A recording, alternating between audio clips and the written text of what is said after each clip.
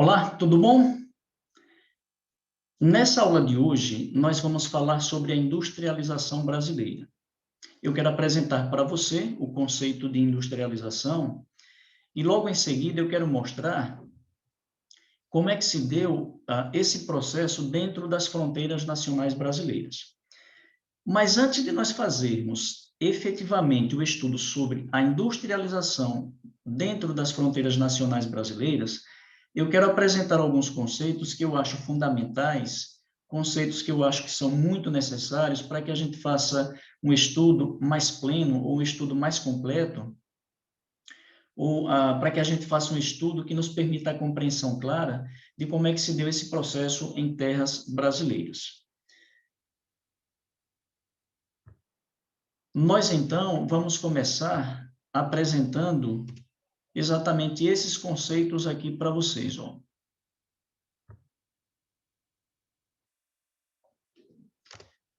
Está aqui o nosso tema, a industrialização brasileira. O professor que tem acompanhado você ao longo de todas essas aulas sou eu, Pedro Everton. E os conceitos que nós vamos abordar, os conceitos que nós vamos trabalhar, são esses aqui. O primeiro deles é o conceito de economia. Naturalmente que essa palavra não é nova para você. Você já deve ter ouvido muito, você já deve ter empregado muito essa palavra, e acredito que habitualmente essa palavra tem sido empregada como poupar, economias como poupar. Esse é um significado, esse é um sentido que essa palavra ganha. Mas nós sabemos que na língua portuguesa, uma palavra apresenta ou tem vários sentidos. Se a palavra economia tem como um sentido esse, poupar, economia pode ser compreendida ainda como ciência, a ciência que estuda a produção das riquezas. Um outro conceito de economia é esse que eu trago aqui para você, é esse que nós vamos considerar. Claro que você pode seguir considerando economia como poupar, a capacidade de poupar. Você pode entender economia como a ciência responsável pelo estudo das riquezas geradas em nível mundial, mas o conceito de economia que eu quero que você carregue durante essa aula de hoje é esse aqui, ó. Economia é o conjunto das riquezas geradas pelo trabalho humano. Talvez quando eu pronunciei a palavra riqueza, você tenha associado a dinheiro. E você pode seguir associando. Você pode seguir compreendendo riqueza como dinheiro. Mas eu quero observar que o dinheiro é simplesmente a representação simbólica da riqueza. Nós temos, portanto, a riqueza simbólica, que nós chamamos de riqueza fictícia, que é o dinheiro. E nós temos a chamada riqueza concreta. É a essa riqueza concreta que eu faço referência nesse meu conceito aqui, ó. Riqueza aqui, você compreenda como a riqueza concreta. Você aí se pergunta e estende para mim a pergunta: e o que é riqueza concreta? A riqueza concreta é o conjunto dos bens. A riqueza concreta é o conjunto dos objetos. Não importa se esses bens ou se esses objetos venham da natureza, diretamente da natureza, ou se esses objetos e esses bens sejam fruto do trabalho humano, que produz a transformação dos recursos naturais em recursos secundários ou em bens industrializados, nesse caso. Um recurso mineral deve ser compreendido como recurso natural, que é uma riqueza concreta. Eu me referi aí a um bem oferecido pela natureza. A água é uma outra riqueza natural, riqueza concreta. E antes que eu siga com a conversa, você compreenda a riqueza concreta como aquilo ou tudo aquilo que tem valor de uso prático nas nossas vidas. Por exemplo, a água. A água tem um valor de uso prático na nossa vida. A água nos permite a hidratação. A água nos permite a higiene, por exemplo. Esse é o valor de uso prático. Essa é a importância que assume a água. O recurso mineral, da mesma forma, o minério tem valor de uso prático porque vai ser usado no setor industrial ou como matéria-prima ou como fonte de energia. Se nós lembrarmos do produto agrícola, o produto agrícola é uma riqueza concreta. E é uma riqueza concreta porque o produto agrícola tem valor de uso prático nas nossas vidas. O produto agrícola nos permite alimentação. O produto proveniente da atividade pecuária é uma riqueza concreta, porque tem valor de uso prático nas nossas vidas. Da mesma forma, nos permite a alimentação. A parte do produto que vem da pecuária serve de matéria-prima no setor industrial, para a confecção, por exemplo, de sapatos, de bolsas. Quando nós falamos eu citei a roupa, aliás, a bolsa, eu citei o calçado. São bens, são objetos, são produtos que têm valor de uso prático nas nossas vidas. A bolsa e o sapato são produtos resultantes da transformação realizada pelo ser humano. Claro que para isso foi necessária a existência de uma matéria-prima, que nesse caso é a matéria-prima vinda da pecuária, mas diversos outros produtos industriais que vêm do setor, que tem sua origem no setor primário, e eu digo assim porque todo produto industrial tem sua origem no setor primário. Mais à frente, eu vou lembrar para você quais são as atividades que compõem o setor primário. Mas, nesse momento aqui, guarde isso com carinho.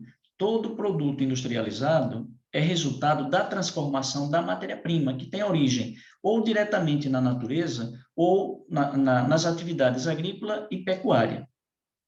Todo esse conjunto de bens, todo esse conjunto de objetos, todo esse conjunto de produtos tem valor de uso prático nas nossas vidas. É isso que nós chamamos de riqueza concreta. Claro que todos esses produtos têm valor na forma de dinheiro. É o que eu chamo de representação simbólica. Qualquer objeto que você encontre agora no seu entorno tem valor de uso prático na sua vida.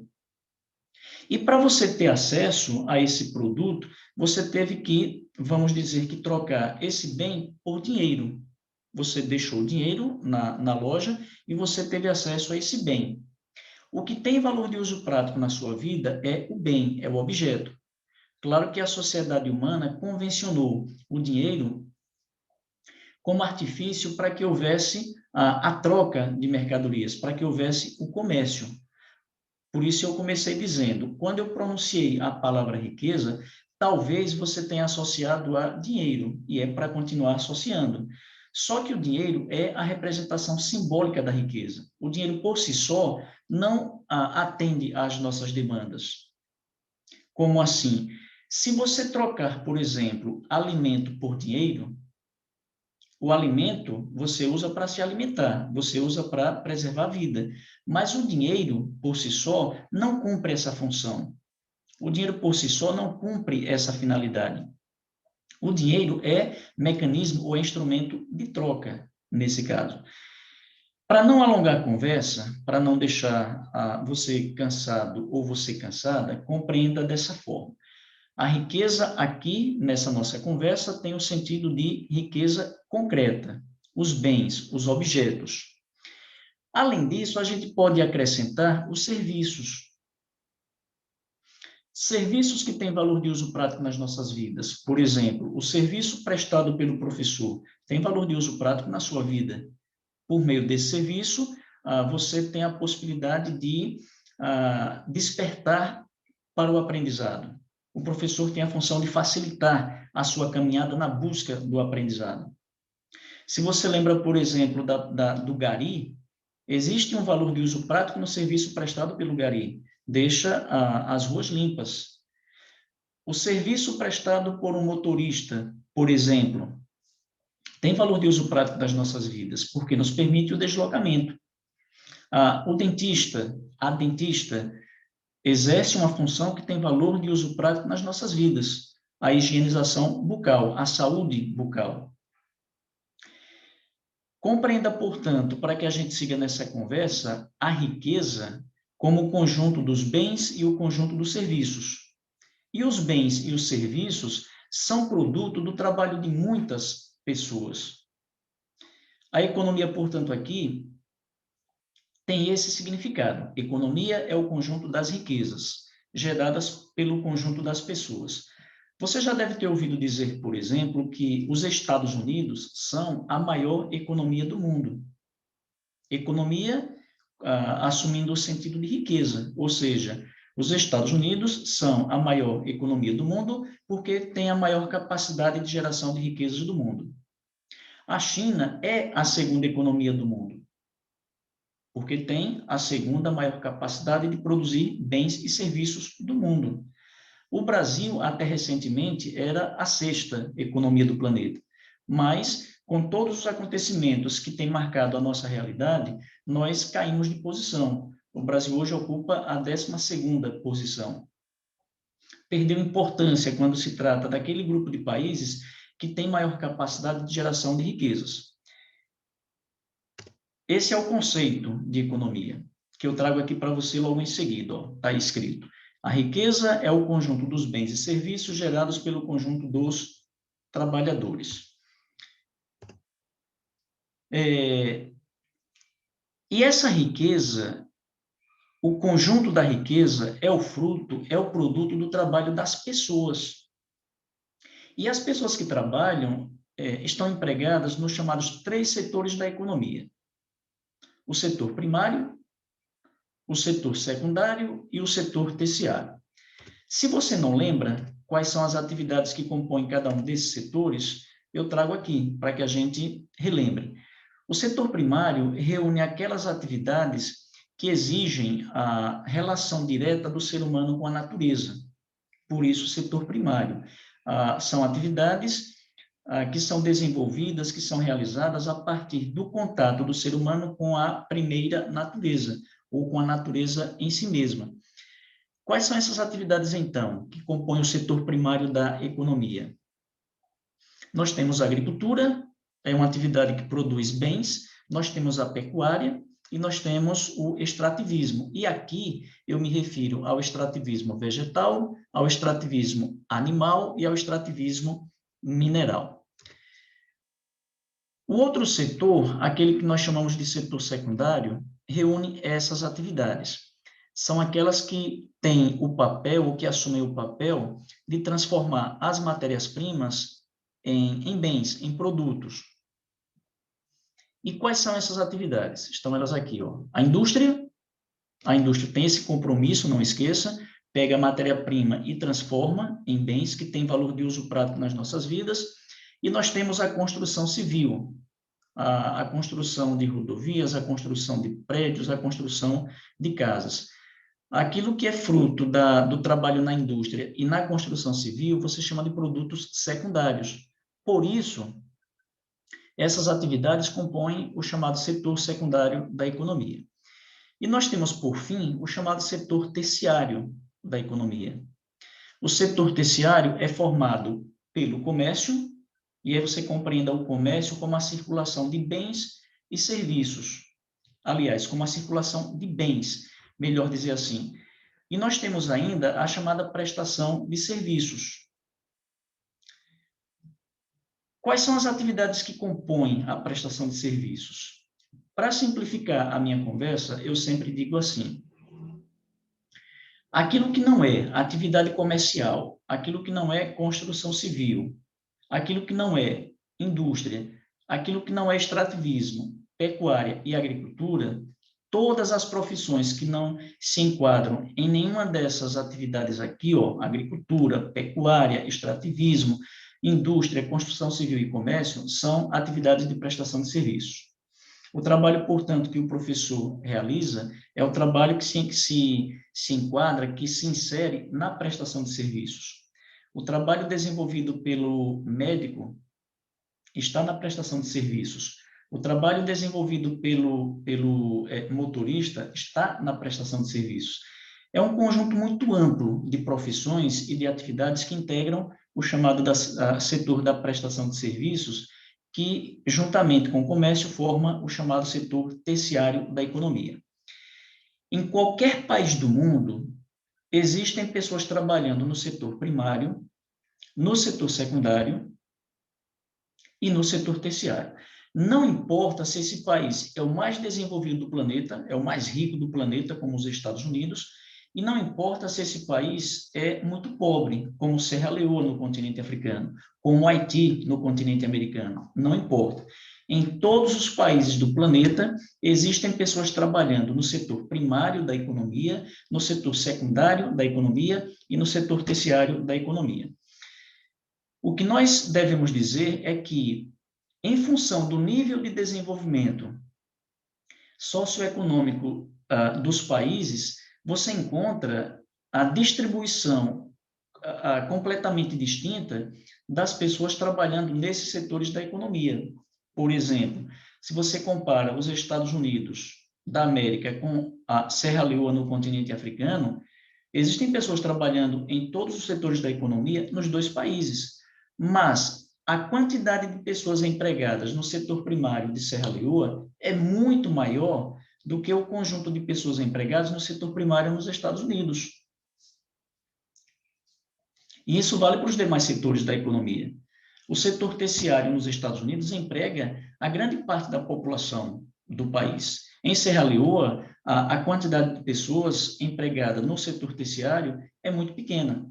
Você encontra, portanto, essas diferenças de distribuição da população economicamente ativa, que é a população que trabalha, pelos setores da economia em cada um dos países, como consequência do nível de desenvolvimento socioeconômico de cada um desses países. Mas, repito, em todo o país do mundo, existem pessoas trabalhando nos três setores da economia: setor primário, setor secundário e setor terciário.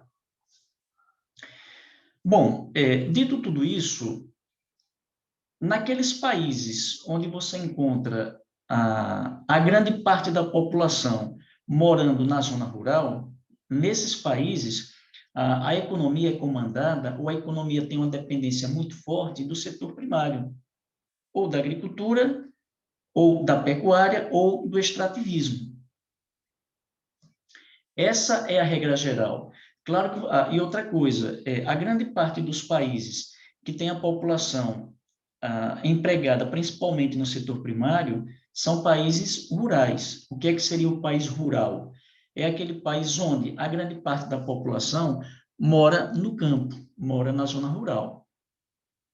Você encontra hoje alguns países que têm a sua economia dependendo ou girando em torno do setor primário, mas que a população mora nos centros urbanos. Você encontra isso hoje, mas é uma outra história que no outro momento a gente apresenta para você. Regra geral é isso. Os países que têm a população morando no campo, na zona rural, são, portanto, países rurais, e a economia desse país gira em torno das atividades primárias. Uma ou outra podendo se destacar, mas a economia gira em torno das atividades primárias. Nos países onde a indústria é forte, aí você encontra a grande parte da população morando em cidades. São chamados países urbanos. É a realidade vivida pelos países desenvolvidos, todos eles, a América Anglo-Saxônica, Europa Ocidental, por exemplo. Embora você encontre países pobres industrializados, que apresentam também a grande parte da população morando em cidades. E quando isso acontece, quando a grande parte da população mora em cidades, você diz que o país é urbano. Nós temos, portanto, os países rurais, quando a grande parte da população mora no campo, e nós temos os países urbanos, quando a grande parte da população mora em cidade. A grande parte da população residir no campo, ou a grande parte da população residir em cidades, é muito consequência da importância que assume a indústria na economia desses países. E quando eu fiz essa conversa toda com você, é exatamente para você entender as transformações que o desenvolvimento da indústria produz na realidade de um país. Essas transformações, essas mudanças, ocorreram no Brasil e ocorreram em todo o país que se tornou industrializado. Você deve compreender dessa forma. Todo país hoje industrializado, um dia não foi industrializado. Todo país urbano, um dia não foi país urbano. São duas coisas que andam associadas, a industrialização e a urbanização. A urbanização deve ser compreendida como um produto, como uma consequência, como um desdobramento da industrialização. Se não há desenvolvimento da indústria, não há a urbanização. Mesmo naqueles países onde a urbanização aconteceu, sem que a indústria local seja tão forte, mas é a indústria de outros países mais avançados que acaba gerando impactos na realidade desses países. Os países sul-americanos, por exemplo, se você esquecer do Brasil e da Argentina, são países hoje que têm população morando principalmente em cidades, mas não são países que têm uma indústria forte. Mas como nós vivemos no mundo global, onde há uma circulação muito intensa de mercadorias de todos os tipos, e eu quero aqui destacar as mercadorias de origem industrial, esses produtos industriais acabam gerando impactos nesses países de economia primária que resultam, esses impactos, na urbanização dos países. É o que acontece nos países sul-americanos, que isso não é o caso do Brasil, tá? Mas para a gente se reencontrar aqui, para você não perder a direção da minha conversa. Quando eu fiz a apresentação desses conceitos, é para você entender que todo país gera riqueza. E aí você lembra que a riqueza é o conjunto dos bens e serviços. E esses bens e serviços vão circular na forma de comércio e na forma de prestação de serviços. E essa riqueza gerada é produto do trabalho das pessoas. E as pessoas que trabalham estão empregadas nos 3 setores da economia. Isso em qualquer país do mundo. Quando a indústria se desenvolve, o impacto gerado na economia e o impacto gerado na distribuição da população que trabalha pelos setores da economia é um impacto muito visível, é um impacto evidente, é um impacto claro. Eu disse e vou repetir que todo país que hoje é industrializado, um dia não foi. Todo país que é industrializado passou por um processo de industrialização. É o caso do Brasil. E o que é a industrialização? Está aqui o conceito para você. Ó. A industrialização corresponde ao processo em que a indústria vai se impondo, a indústria vai se colocando como a atividade econômica mais importante do lugar, do país. Como é que a gente vê a industrialização? Lembra que lá na origem da minha fala, no início da minha fala, eu disse que em todo o país do mundo existem os 3 setores da economia. E existem pessoas trabalhando em todas as atividades: agricultura, pecuária, extrativismo, indústria, construção civil, comércio e prestação de serviços. Agora, para que haja a industrialização, que é essa imposição da indústria diante das demais atividades econômicas, primeiro, como é que se manifesta essa industrialização? Como é que se percebe a imposição da indústria como a atividade econômica mais importante? Primeiro, por meio da multiplicação do número de fábricas, do número de indústrias. Se o número de fábricas cresce, se o número de fábricas aumenta, você associa isso à industrialização. Mas não somente isso. A industrialização, além de ser caracterizada pela multiplicação do número de indústrias, a industrialização é também caracterizada pela incorporação de novas tecnologias no setor industrial. Os Estados Unidos passaram por esse processo. O Reino Unido passou por esse processo. O Reino Unido, inclusive, foi o primeiro país do planeta onde isso se manifestou, onde a industrialização aconteceu. Foi o país que foi o palco do nascimento da chamada indústria moderna. De lá para cá, muitos países viveram esse processo, e um dos países que viveram esse processo, ou um dos países que viveu esse processo foi o Brasil. No Brasil, houve, no século XX, a partir de 1929, houve a multiplicação do número de indústrias e houve a incorporação de novas tecnologias à estrutura industrial brasileira. E nós vamos terminar, aliás, essa é uma informação que eu já trouxe para você, né? De que a industrialização promove a chamada urbanização.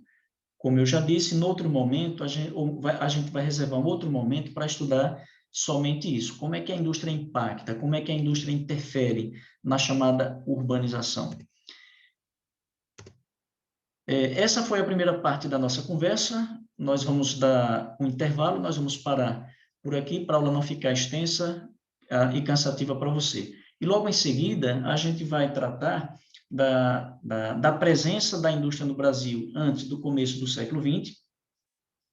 Para ser mais exato, nós vamos mostrar a presença da indústria no Brasil antes de 29, e depois disso nós vamos mostrar como é que se deu a imposição do setor industrial dentro da estrutura econômica brasileira a partir de 1929. Porque essa é a data vista ou entendida, é a data reconhecida por todos como aquela que marca o início da industrialização brasileira. Mas isso a gente faz daqui a pouquinho.